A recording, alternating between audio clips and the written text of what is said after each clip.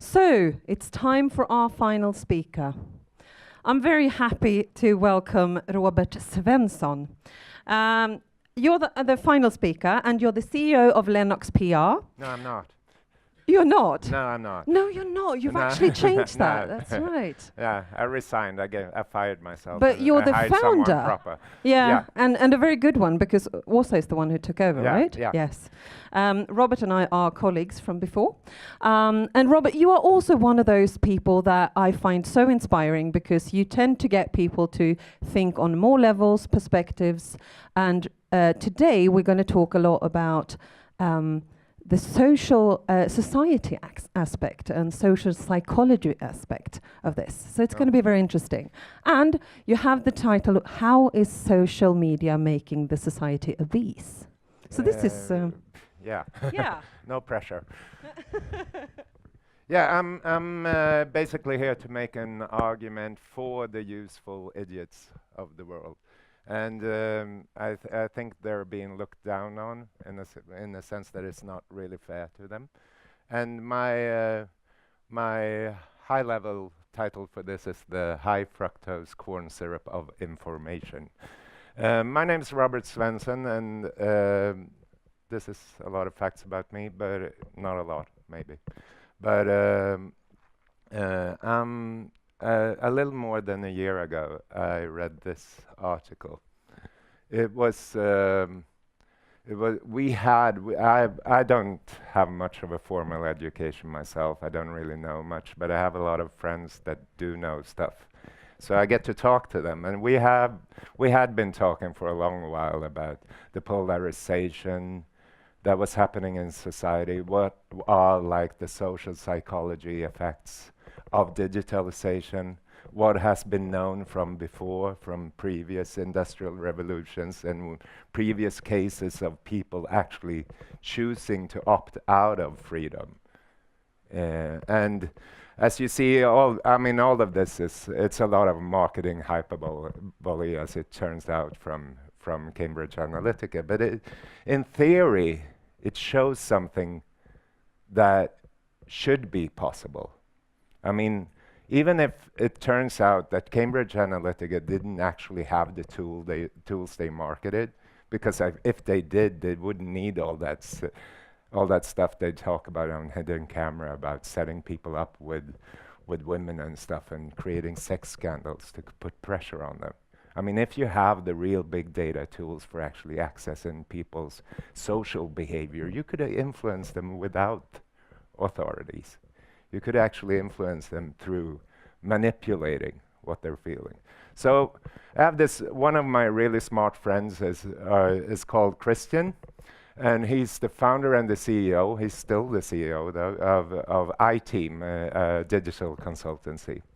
And he when we met in I think it was 3 months before this article was published in February last year, just before Christmas, he started talking about what if we could actually withdraw the type of data that Cambridge Analytica has. So what we did was we started building this, or actually he did it by what? Yeah, and here it started. So we asked 35 friends to donate their Facebook feeds, their public Facebook feeds and their public interactions, just in the same way that the type of Facebook tests that you all probably at some point have participated in, like which character would you be in Game of Thrones, or what would you look like as the other sex. So we got 35 people, and as you see, it's letting on 5,000 accounts at a time. So from those 35 donated feeds, we actually ended up with 117,000 Facebook accounts within a database.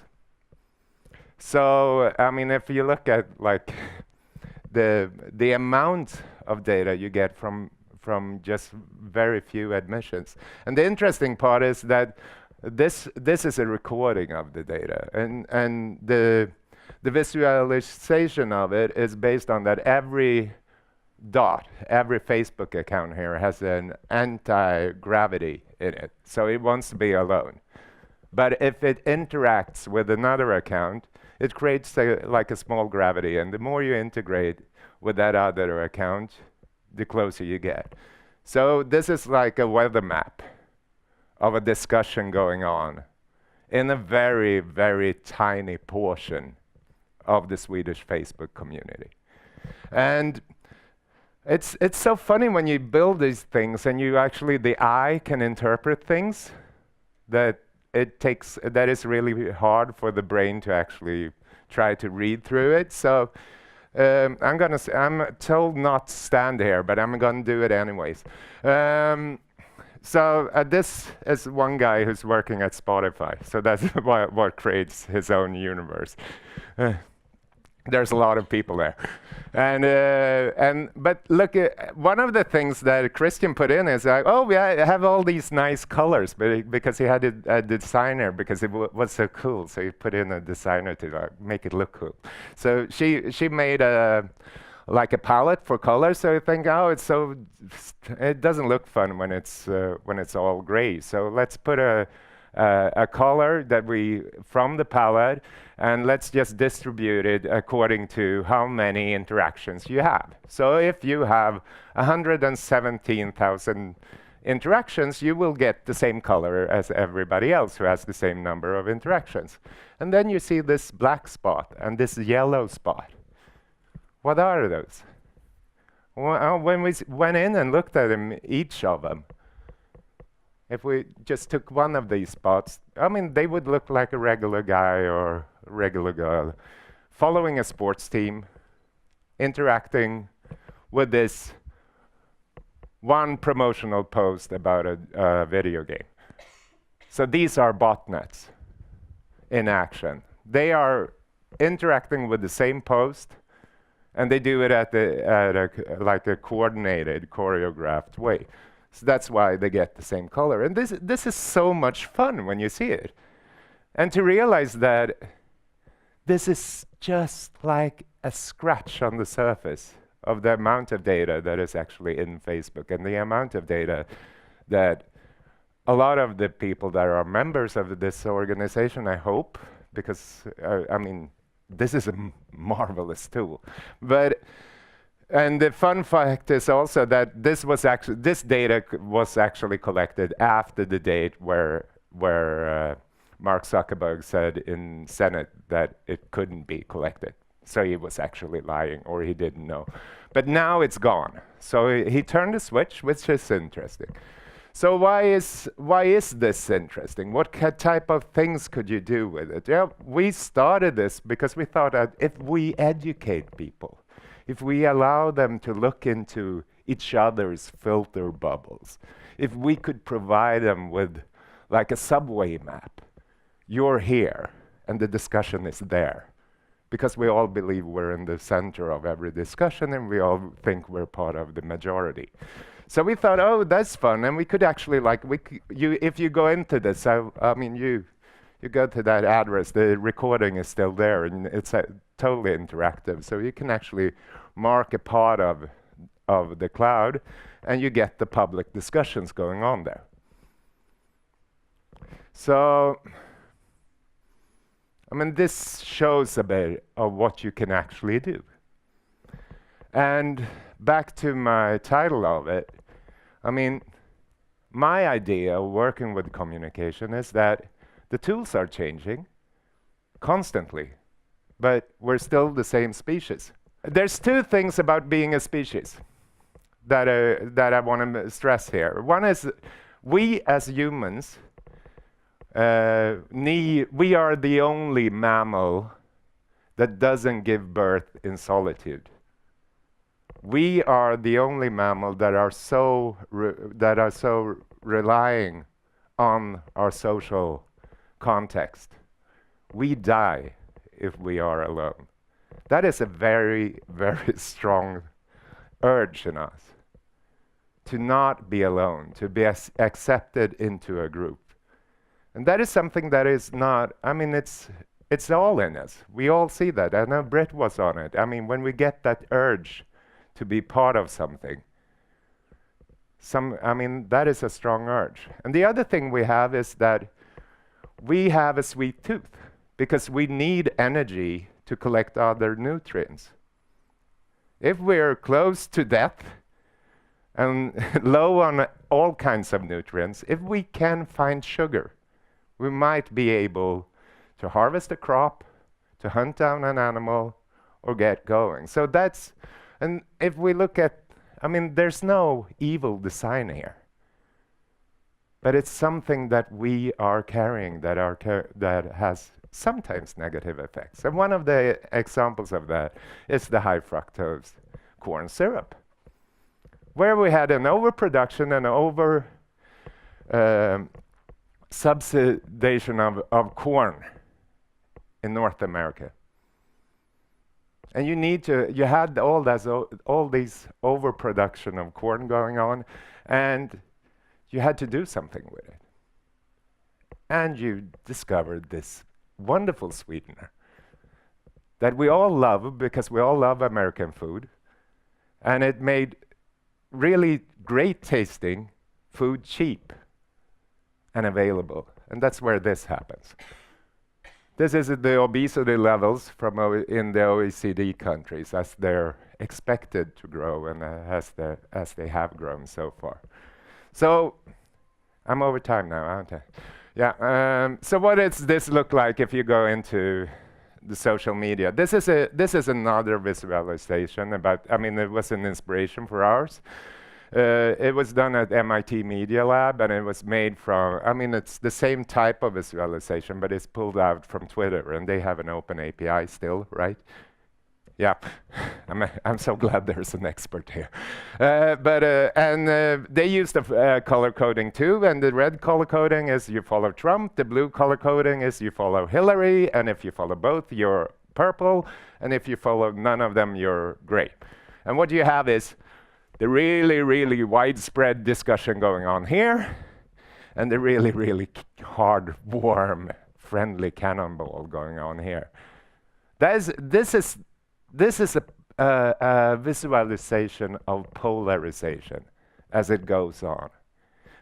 And if you have anyone here ever joined one of those hate groups on internet? You should try it.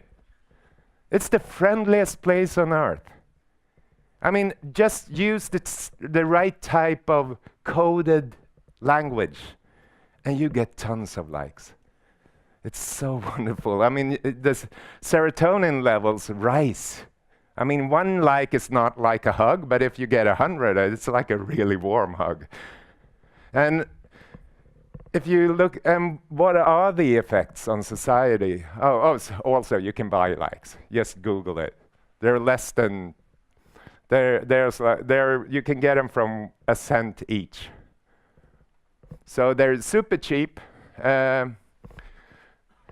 One Google, 23 million results. Most of them are how-tos and instructional articles, but there's a lot of good companies selling likes there. But what happens in a society? This is from the November issue of The Economist.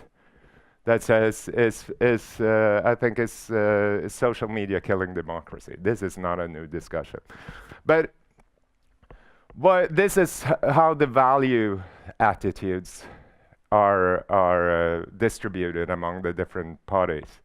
I mean, the affiliations of the different parties. And you see, as we remember, as I was brought up with political communication, it was like, if you win the middle, you win the election. That's why we got the Nya Moderaterna in Sweden. That's why, I mean, if you triangle yourself to the middle, you win. And that was true here. That was true here. Here, Facebook came. Now, the main part of distribution in the Western world is via Facebook. That's where you get your editorship. That's where you get, it's not so much dark posts and fake news, it's fake editing. You get all the stuff that affirms your ideas. You get pulled away because it's hard for us to challenge our ideas. It's reassuring and warm and friendly. It's a really nice place where you get, oh, I knew that was true, but that wasn't true. Oh, but it's still true in a sense. We get that a lot. So then kind of pulls apart, and this is what we're seeing. One of the smart guys that we were talking to, like more than a year ago, they were saying, or actually that was 3 years ago. I sat in a friend's garden. He's a professor, and he also makes great apple jack. So we were drinking a bit too much of it, and he drew out the lines of how society was evolving, and he said, pretty soon we're going to have a situation where you're going to have a socialist candidate for presidency of the United States and a fascist one. And the fascist one will probably win. And then the next thing that is going to happen through polarization is that the overstately organizations like the EU is going to fail. And the first country to leave would probably be the UK, because they're big enough of an economy. They're not in the Schengen, so it's not so hard for them. So that is what's happening. And if you look at France, you still have that. I mean, you had 2 presidential candidates in the last run, and none of them were from one of the established parties. So that is what we're seeing globally. And why is this? Is this evil? No. Is this easy to fix? No, of course. Then we wouldn't be obese. Is it fair? No, because then we would be equally obese. And as we all know, obesity is a really large health issue for the poor. So this is the challenge we're looking at. And that was it. And I had some URLs for friends of mine, but look up iTeam, look up flödeskollen, and look up mandatkollen where you're at it, because that's a really nice representation of what the polarization effects would give to the Swedish parliament. Mandatkollen, flödeskollen.